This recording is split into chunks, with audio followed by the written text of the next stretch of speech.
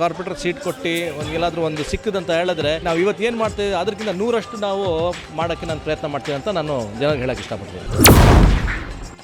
ಬಡವ್ರಿಗೋಸ್ಕರ ಜನರಿಗೋಸ್ಕರ ಅಂತ ನಾವು ಒಂದು ಪ್ರೀತಿ ವಿಶ್ವಾಸ ಇರಬೇಕು, ಒಂದು ಮನುಷ್ಯತ್ವ ಇರಬೇಕು, ಒಂದೇ ತನ ಇರಬೇಕು ಅಂತ ನಾವು ಪ್ರತಿ ಪ್ರೋಗ್ರಾಮ್ ಮಾಡ್ತಾಯಿರ್ತೀವಿ.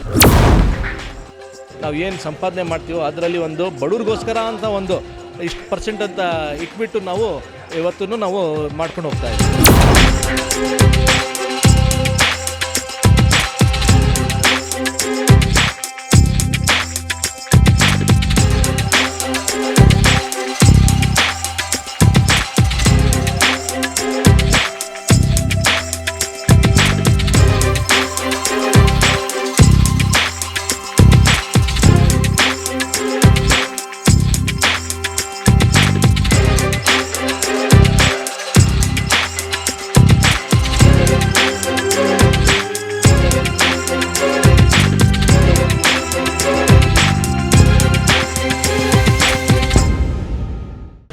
ಎಲ್ಲರಿಗೂ ನಮಸ್ಕಾರ. ಅಸ್ಸಲಾಮ್ ಅಲೈಕುಮ್ ವರಹಮತುಲ್ಲಾಹಿ ವಬರಕಾತು.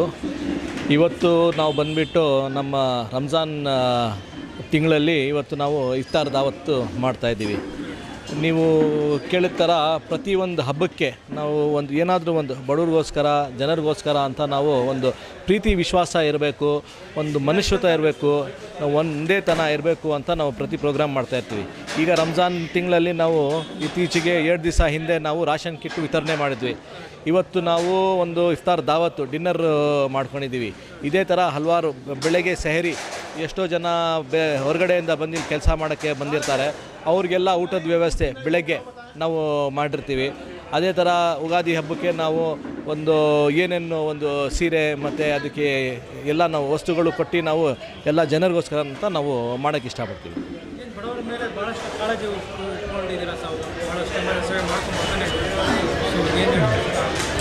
ಸರ್, ಬಡವ್ರ ಬಗ್ಗೆ ಕಾಳಜಿ ಯಾಕೆ ಜಾಸ್ತಿ ಅಂತ ಹೇಳಿದ್ರೆ, ಒಂದು ಕಾಲದಲ್ಲಿ ನಮ್ಮ ತಂದೆ ಅವರು ಬಡವರಿದ್ದರು, ನಮ್ಮ ತಾತ ಎಲ್ಲರೂ ಬಡವರಿದ್ದರು.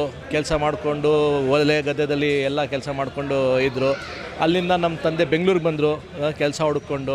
ಅಲ್ಲಿಂದ ದೇವರು ಏನೋ ಅವರು ಒಳ್ಳೆತನ ನೋಡಿ, ಅವ್ರ ಒಳ್ಳೆ ಮನಸ್ಸು ನೋಡಿ ಅವ್ರಿಗೆ ಬೆಳೆಸ್ಕೊಂಡು ಹೋಗಿ ಫಸ್ಟು ಬೇರೆ ಕಡೆ ಕೆಲಸ ಸೇರ್ಕೊಂಡಿದ್ರು, ಮತ್ತು ಸ್ವಂತ ಒಂದು ಅಂಗಡಿ ಹಾಕ್ಕೊಂಡ್ರು. ಅಲ್ಲಿಂದ ಬೆಳ್ಕೊಂಡು ಬರ್ತಾ ಬಂದವ್ರೆ. ಆದರೂ ದೇವರು ಏನು ಹೇಳ್ತಾನಂತ ಹೇಳಿದ್ರೆ, ನೀನು ಹೆಂಗಿದ್ದೆ ಮುಂಚೆ ನೀನು ಯಾವಾಗಲೂ ನೀನು ಮರಿಬಾರ್ದು ಅಂತ.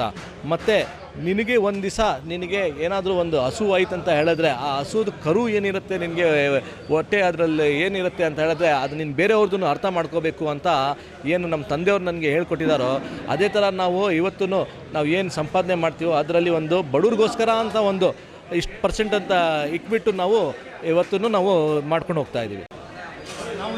ವಿಚಾರಿಸಿದ್ವಿ ಚುನಾವಣೆಗೆ ತಾವು ಒಬ್ಬರು ಪ್ರಬಲ ಆಕಾಂಕ್ಷಿ ಚುನಾವಣೆ ಬರಬೇಕು ಅಂತ ಭಾಳಷ್ಟು ಜನ ಹೇಳ್ತಿದ್ದಾರೆ. ಅದ್ರ ಬಗ್ಗೆ ತಾವೇ? ಸರ್, ಜನರದ್ದು ಆಸೆ ಇದೆ.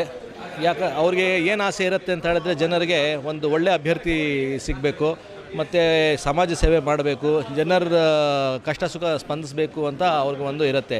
ಎಲ್ಲೋ ಜನ ನನಗೆ ಆಯ್ಕೆ ಮಾಡಬೇಕು, ನನಗೆ ಒಂದು ಕೇಳ್ತಿದ್ದಾರೆ ಅಂತ ಹೇಳಿದ್ರೆ ಅದು ನನ್ನ ಅದೃಷ್ಟ ಅಂತ ನಾನು ತಿಳ್ಕೊಳ್ತೀನಿ. ಯಾಕಂತ ಹೇಳಿದ್ರೆ ಮುಂಚೆಯಿಂದನೂ ನಾವು ಕೆಲಸ ಮಾಡ್ಕೊಂಡು ಬಂದಿದ್ದೀವಿ, ಬಡವ್ರಿಗೋಸ್ಕರ ಕೆಲಸ ಮಾಡಿದ್ದೀವಿ, ಒಳ್ಳೆತನಗೋಸ್ಕರ ನಾವು ಹೋರಾಟ ಮಾಡ್ತೀವಿ, ಬಡವ್ರಿಗೋಸ್ಕರ ಹೋರಾಟ ಮಾಡ್ತೀವಿ. ಅದೇ ಥರ ಮುಂದೆನೂ ಮಾಡ್ಕೊಂಡು ಹೋಗ್ತಾ ಇದ್ದೀವಿ. ಆದರೆ ಏನಾದರೂ ನಮ್ಗೆ ಒಂದು ಪ್ಲ್ಯಾಟ್ಫಾರ್ಮು, ಒಂದು ಕಾರ್ಪೊರೇಟರ್ ಸೀಟ್ ಕೊಟ್ಟು ಎಲ್ಲಾದರೂ ಒಂದು ಸಿಕ್ಕದಂತ ಹೇಳಿದ್ರೆ ನಾವು ಇವತ್ತು ಏನು ಮಾಡ್ತೀವಿ ಅದಕ್ಕಿಂತ 100ರಷ್ಟು ನಾವು ಮಾಡೋಕ್ಕೆ ನಾನು ಪ್ರಯತ್ನ ಮಾಡ್ತೀನಿ ಅಂತ ನಾನು ಜನರಿಗೆ ಹೇಳೋಕ್ಕೆ ಇಷ್ಟಪಡ್ತೀನಿ. ನಾಳೆ ಯುವ ಸಂಕಲ್ಪ ಒಂದು ಪದಗ್ರಹಣ ಮಾಡ್ತಿದ್ದಾರೆ ಮಂಜುನಾಥ್ ಅವರು. ನೋಡಿ, ನಾನು Bangalore south youth Congress president ಆಗಿದ್ದೆ. ನಾನು ಈಗ ವಯಸ್ಸಾಗಿದೆ. ಈಗ ನನ್ನ ಜಾಗದಲ್ಲಿ ಮೋನಿಶ್ ಅಂತ ಬಂದಿದ್ದಾರೆ. ಒಳ್ಳೆ ಮನುಷ್ಯ, ಒಳ್ಳೆ ಅಭ್ಯರ್ಥಿ ಸಿಕ್ಕಿದೆ ಯೂತ್ ಕಾಂಗ್ರೆಸ್ಗೆ. ಅದೇ ಥರ ನಮ್ಮ ರಾಜ್ಯಾಧ್ಯಕ್ಷರು ಈಗ ಮಂಜುನಾಥ್ ಅವರು ಆಗಿದ್ದಾರೆ. ಅವರು NSU ಇಂದ ಬಂದಿದ್ದಾರೆ. ಅವರು ಎಲ್ಲ ಹೋರಾಟಗಳು ಮಾಡಿಕೊಂಡು ಬಂದಿದ್ದಾರೆ. ಅವರೆಲ್ಲ ನೋಡಿದ್ದಾರೆ ಒಂದು ಯುವಕರ ನೋವು ಏನಿದೆ, ಒಂದು ಕಷ್ಟ ಏನಿದೆ ಈ ದೇಶದಲ್ಲಿ ನಮಗೇನಾದರೂ ಒಂದು ಕೆಲಸ ಮಾಡಬೇಕಂತ ಹೇಳಿದ್ರೆ ಅವ್ರಿಗೆ ಗೊತ್ತಿದೆ. ಪ್ಲಸ್ ಒಳ್ಳೆಯ ಅಧ್ಯಕ್ಷರು ಸಿಕ್ಕಿದ್ದಾರೆ.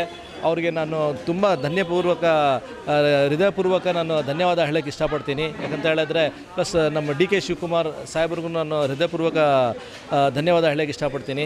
ಯಾಕಂತ ಹೇಳಿದ್ರೆ ಯೂತ್ ಕಾಂಗ್ರೆಸ್ಗೆ ಒಂದು ಪ್ಲ್ಯಾಟ್ಫಾರ್ಮ್ ಕೊಟ್ಟು ಅಲ್ಲಿಂದ ಒಂದು ಲೀಡರ್ಸ್ ಜನ್ರೇಟ್ ಮಾಡೋಕ್ಕೆ ಏನು ಮಾಡ್ತಿದ್ದಾರೋ ಬೇರೆ ಯಾವ ಪಕ್ಷದಲ್ಲೂ ಇಲ್ಲ.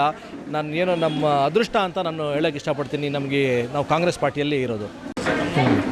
ನನ್ನೆಲ್ಲ ಮುಸ್ಲಿಂ ಬಾಂಧವರಿಗೆ ನಾನು ರಂಜಾನ್ ಹಬ್ಬದ ಶುಭಾಶಯಗಳು ಹೇಳೋಕ್ಕೆ ಇಷ್ಟಪಡ್ತೀನಿ. ಅದೇ ಥರ ನಮ್ಮ ಎಲ್ಲ ಹಿಂದೂ ಬಾಂಧವಗಳಿಗೆ ನಾನು ಯುಗಾದಿ ಹಬ್ಬದ ಶುಭಾಶಯಗಳು ಹೇಳೋಕ್ಕೆ ಇಷ್ಟಪಡ್ತೀನಿ. ನೋಡಿ, 2 ದಿವಸ ಹಿಂದೆ ನಾವು ರೇಷನ್ ಕಿಟ್ ಬಡವರಿಗೆ ವಿತರಣೆ ಮಾಡಿದ್ದೀವಿ. ಆ ರೇಷನ್ ಕಿಟ್ಟಲ್ಲಿ 1 ತಿಂಗಳದು ಪದಾರ್ಥಗಳು ಎಲ್ಲ ಇದೆ. ಅದರಲ್ಲಿ ಒಂದು 10 kg ಅಕ್ಕಿ ಇರುತ್ತೆ, 5 kg ಆಟ ಇರುತ್ತೆ, ಮತ್ತು ಉಪ್ಪು ಇರುತ್ತೆ, ಸಕ್ಕರೆ ಇರುತ್ತೆ, 2 ಥರದ ದಾಲ್ ಇರುತ್ತೆ, ಆಮೇಲೆ ಕಡಲೆ ಎಣ್ಣೆ ಇರುತ್ತೆ, ಆಮೇಲೆ ನಿಮಗೆ ಸಾವಿಗೆ ಇರುತ್ತೆ. ಅದರ ಇನ್ನೂ ಒಂದು ಟೀ ಪ್ಯಾಕೆಟ್ 3 ರೋಸಸ್ದು ಟೀ ಪ್ಯಾಕೆಟ್ ಇರುತ್ತೆ.